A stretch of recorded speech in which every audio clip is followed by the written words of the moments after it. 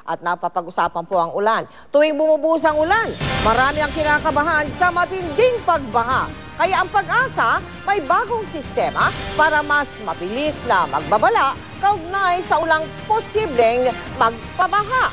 Nakatutok si Jamie Santos. Bangungot ng magbagsak ng hindi inaasahang dami ng ulan ng Bagyong Ondoy sa Metro Manila magtatatlong taon pa lang ang nakalilipas. Marami ang nasawi ng rumaragasa ang flash flood na parang tsunaming duman sa bahay.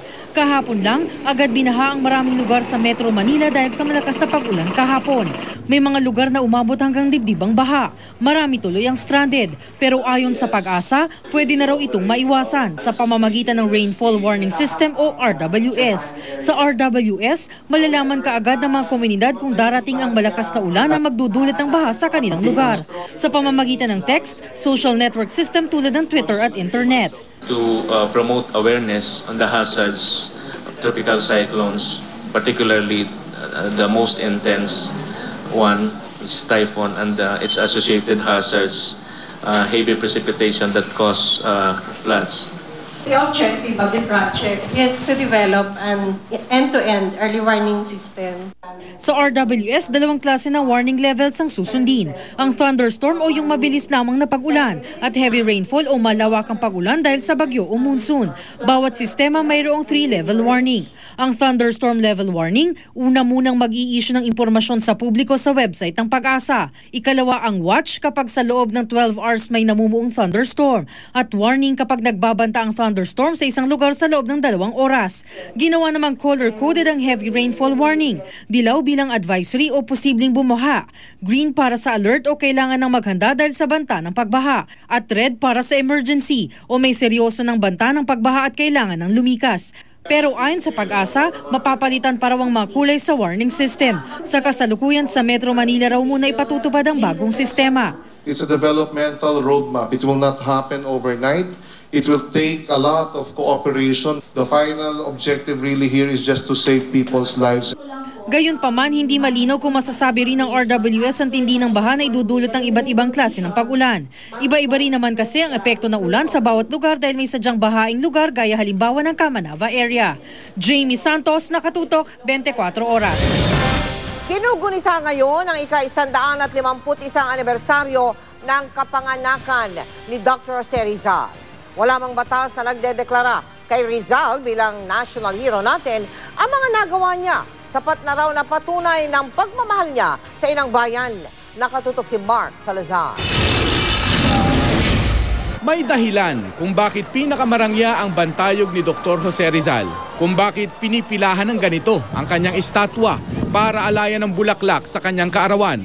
Kung bakit Kilometer Zero ang tawag sa Luneta na para bang sumisimbolong dito nagsisimula ang paglalakbay ng mga Pilipino. Sapagkat minulat tayo sa kanyang kwento ng kabayanihan. Itinuro sa atin sa eskwela na siya ang ating national hero. Maging aral sa atin na bigyan natin ng pagpahalaga at wag natin kalilimutan na itong mga bayani ng bayan na pinangungunahan ni Dr. Jose Rizal, nag-wish ng buhay ito, nagpatulong ng dugo para makamtan natin ang ating kasarilan at kalayaan na tinatama.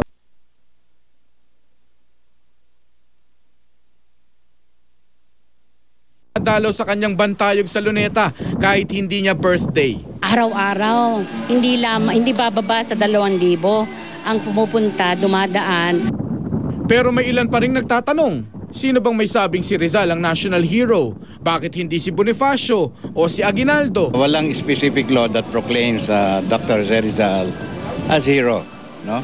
But there are proclamations now during the time that we were under the Americans, no? But this is not proclaiming Rizal as hero, but proclaiming Rizal Province as Rizal Province. And allotting this property, this lot, for the monument of Rizal during the American period. Walang batas na nagdedeklara kay Rizal na national hero. Pero kailangan pa raw ba ng batas para maniwala ka sa inspirasyon ni Rizal? Ang kasaysayan ay nababatay sa isang kasulutan, no? It's a written account of what happened, etc., etc. Kanya tuloy-tuloy ang pagsaliksik, tuloy-tuloy ang pagtitingin ano pa ba ang meron sa buhay ng isang tao. Mas marami pa rin ang hindi naniniwalang kailangan pang intrigahin ang pagkabayani ni Rizal. Sa probinsya ni Rizal, ang Laguna, nagsagawa ng isang bike marathon mula kilometer 0 kanina hanggang Calamba. 151 din ang bilang ng mga pulis na sumali. Knights of Rizal ang nanguna sa selebrasyon sa Rizal Shrine sa Zamboanga City. Nag-aalay pa ng bulaklak para sa pambansang bayani. Mark Salazar, nakatutok, 24 oras. Sa ibang balita, mga misis, counting tipid pa po sa budget. 2 piso na naman kasi ang itinaas kada kilo ng puting asukal. Nakatutok si Bernadette Reyes. Kung dati puting asukal ang panghalo ni Jose Arguelles sa mga inumin, ngayon pulang asukal na. Mas mura siya kaysa sa white. Mas affordable siya. Paano yung lasa? Okay naman po. Same ano lang naman. Ayon sa Department of Trade and Industry, tumaas na naman ng 2 piso ang kada kilo ng puting asukal. Kaya mula 46 pesos, 48 pesos na ngayon. Ito na ang ikalawang beses na tumaas ang presyo ng asukal sa loob ng isang buwan. Pero sa Mega Q-Mart sa Quezon City, mas mahal pa ang bentahan sa 49 pesos kada kilo. Wala naman nung sinabing tataas pa doon. Basta sabi ho, hindi pa ho steady yung presyo ng mga asukal. Ito po yung ating binabantayan sapagkat over the past 1 month from 44 pesos naging 48 pesos na po ito. At aming pong pagsasaliksik sa pakikipag-ugnayan sa Sugar Regulatory Administration, nagkaroon po ng taas ng demand. Ang nakatakda namang SRP ng sugar nung last year is na 50 pesos, so mababa pa po ito. Sangkap sa mga inumin tulad ng mga soft drinks at palamig, itong puting asukal. Kaya naman noong panahon ng tag-init, tumaas ang demand dito dahilan para tumaas din ang presyo. Pero kahit malaki-laki na ang dagdag presyo sa asukal na sangkap sa ibang bilihin, ayon sa DTI, hindi raw dapat tumaas ang presyo ng tinapay. Almost 80 to 85% raw material yan, harina pa din Yung sugar halos walang impact yan. Ang harina naman na pangunahing sangkap sa tinapay, bumaba na ang presyo sa 880 pesos kada sako. Pero hinihintay pa raw ng mga panadero na bumaba ang presyo sa 840 pesos bago mag-rollback sa presyo ng tinapay. Bernadette Reyes, nakatutok, 24 oras. Gasto sa pagpapagamot ang isa pang problema ng maraming tinamaan ng kolera sa Catanduanes. Kabilang sa mga nabiktima ay yung mga nirelocate sa lugar na walang maayos na supply ng tubig. Nakatutok si Salima Refran. Higit 70 pamilya ang naninirahan dito sa Don Robert Compound sa Barangay San Isidro, Verac, Catanduanes. Lahat daw sila nagkadayariya sa mga nakalipas na buwan. Ang pamilya ni Ricky at Jocelyn sabay-sabay nagkasakit. Nahirapan po ako kasi ako may sakit, yung mga anak ko, yung mga pamangkin may sakit, yung asikaso sa pagkain, pag-asikaso sa mga bata. Ang apektadong residente, nirelocate lang daw dito mula sa isang subdivision. Pero wala palang supply ng tubig, kaya napilitan silang kumuha sa malapit na bukal. Dito nila hinihinalang nakuha ang kolera. Nahihilo yung anak ko tapos kala namin lagnat. Di pinainom namin ng gamot sa lagnat. Tapos gumaling. Tapos nung magaling, sumuka. Nung sumuka, sabi sinabay na yung dumi. Tapos tuloy-tuloy na yun. Problema rin ang ilan ng gastusin sa pagpapa-ospital. Kung may libre ho sa ospital, pupunta ako ng ospital. Kaya lang, kung wala akong libre, may babayaran kasi wala ako kaming Yun ang pinaka-problema namin. Pina-emergency po namin siya, kailangan pong kuhaan ng dugo, tapos minireseta nga pong gamot. Hindi na po namin pa nabibili nga hanggang ngayon. Ngayon pa lang nagpapahukay ng deep well sa lugar. Ayon sa lokal na pamahalaan, responsibilidad ng developer ng subdivision ang mga in-evacuate nito. Dapat lang kausapin ng developer kasi squatter sila doon, relocate sila. Dapat obligasyon ng landowner na. Sa pinapagawa ngayong water source, dapat daw itong ingatan na ng mga residente doon. Kailangan gumawa ng water source protection measures. Unang-una, kailangan linisin. Tapos yung mga paligid, kailangan walang naglalaba, walang mga hayop. Magbibigay naman ng GMA Kapuso Foundation ng inuming tubig at mga gamot sa mga apektadong residente. Mula rito sa Catanduanes, Salima Refran, nakatutok, 24 oras. Tinanggap na ng dalawang maestrado ng Korte Suprema ang nominasyon para maging susunod na Chief Justice. Sila ay sina Supreme Court Associate Justices Arturo Brion at Roberto Abad. Sa ngayon, 41 na ang pangalang natanggap ng Judicial and Bar Council. 11 na sa kabuuan ang tumanggap ng nominasyon. Paalala naman ng Malacanang sa mga nominado, ngayong pwede nang i-ere ng live sa radyo at telebisyon ang pagkilati sa kanila. Hindi raw dapat maging circus o telenovela ang proseso. Kabilang sa mga nominado, si dating Defense Secretary Gilberto Teodoro.